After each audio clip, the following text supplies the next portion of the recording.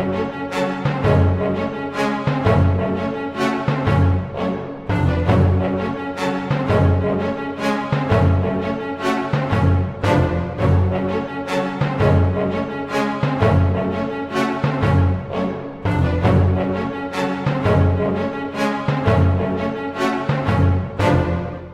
are included in the rollo of the AM matter.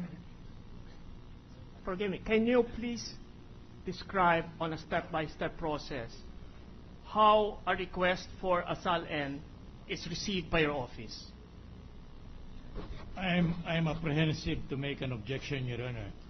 But the demands of justice, and in fairness to the impeached public official, I'm placing on record my objection to this, because these are impertinent, immaterial, and irrelevant to the subject under consideration, Your Honor. Sir, the witness may answer. Sir, she's just asked to describe the manner, Procedure. the procedure of Okay, submitted, Your Honor. The when request there for is the a request for the release of the SALN. When we receive any request for SAL-N, we place the matter, the pleading, or the motion, or the letter for that matter, in the rollo of the case where the other requests for SAL-N are also reported. And after placing it in the rollo, what do you do with it? They are included in the agenda of the court. But you do have a file of all these requests. Yes, the court, in our office, we have a file. Are they also kept in a vault or a safe? No, Your Honor. Just a minute.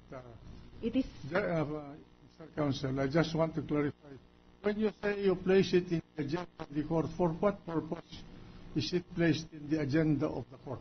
the matter is placed in the agenda of the court for its appropriate action or information. Matters placed in the agenda of the court are under the disposition of the court. Yes, Your Honor. State Counsel. So, Madam Witness, you do not consider it your obligation under the SAL-N law to make any decisions with respect to disposition of requests for SAL-N? Again, Yes, Your improper Honor. for cross-examination, Yes. for direct Answer examination, already. Your Honor. She has already answered that she's incompetent to do that. Yes, thank you, Your Honor.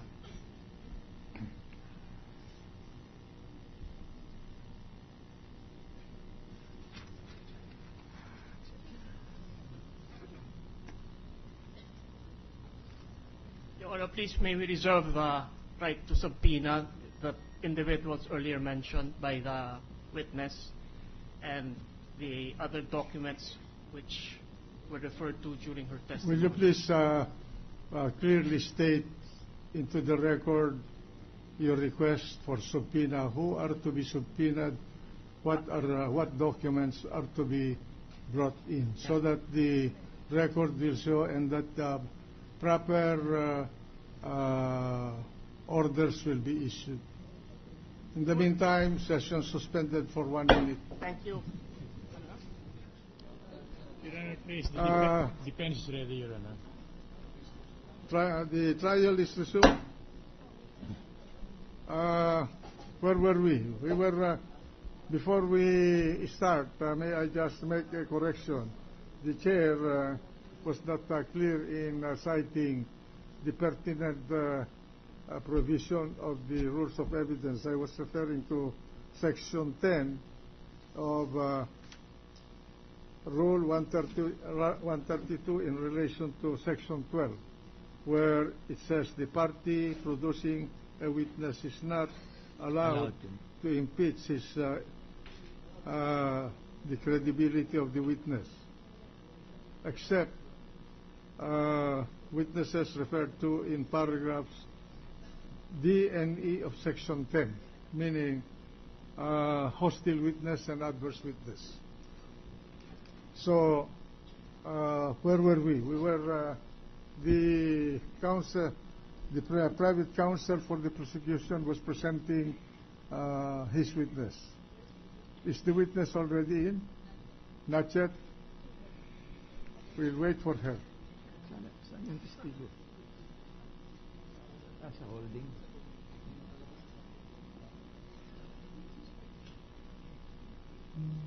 Trial suspended to wait for the witness.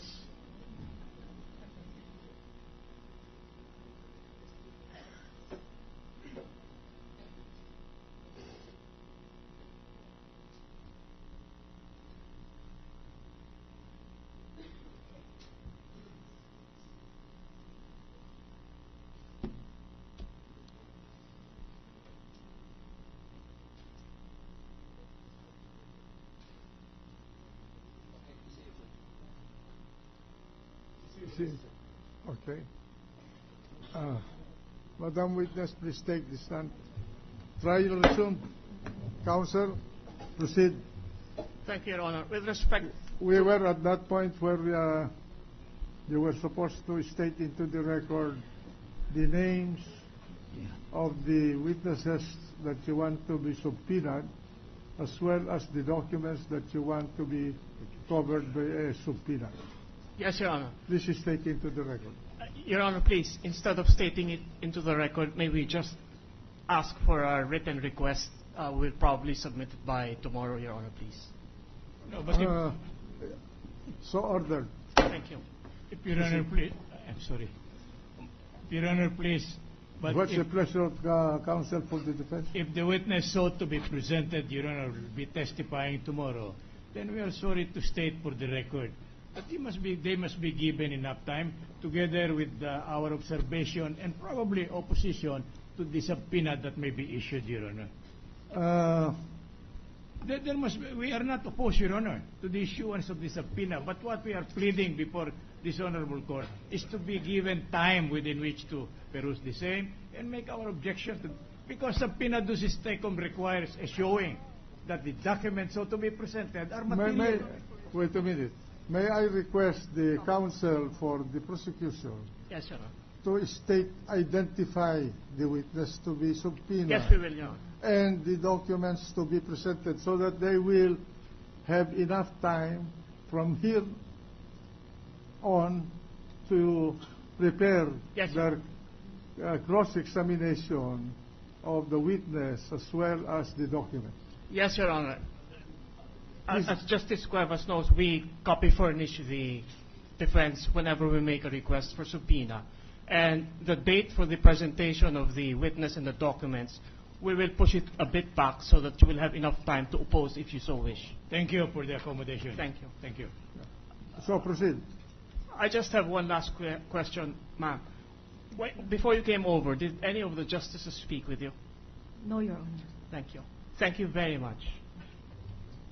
Are you through with the witness? Yes. Yes, Your Honor. Any cross? No cross, Your Honor, for the defense. The witness is discharged. Before the distinguished gentleman from Iloilo. Thank you, Mr. President. I wish to avail of the 2 minutes allowed under our rules to ask questions on the witness. Madam Witness,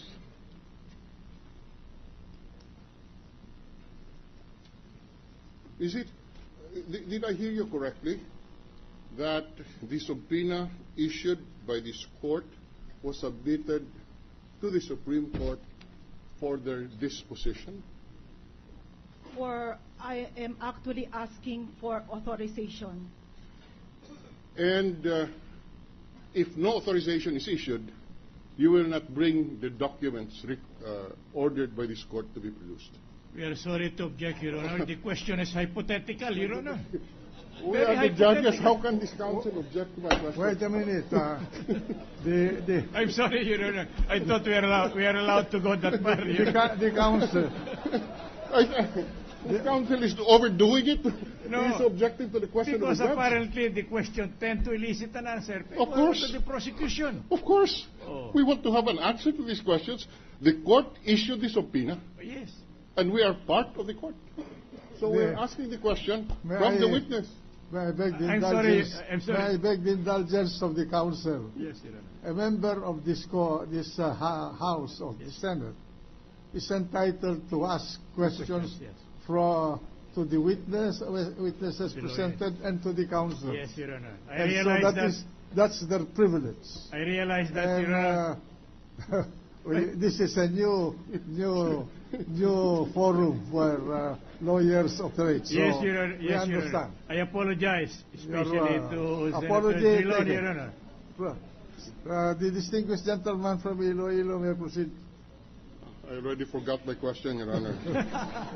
But again, the subpoena ducis tecum requires you, Madam, to produce the sworn statements of assets, liabilities, and net worth or SALN of Chief Justice Roberto C. Corona for the years 2002, 2003, 2004, 2005, 2006, 2007, 2008, 2009, 2010, 2011.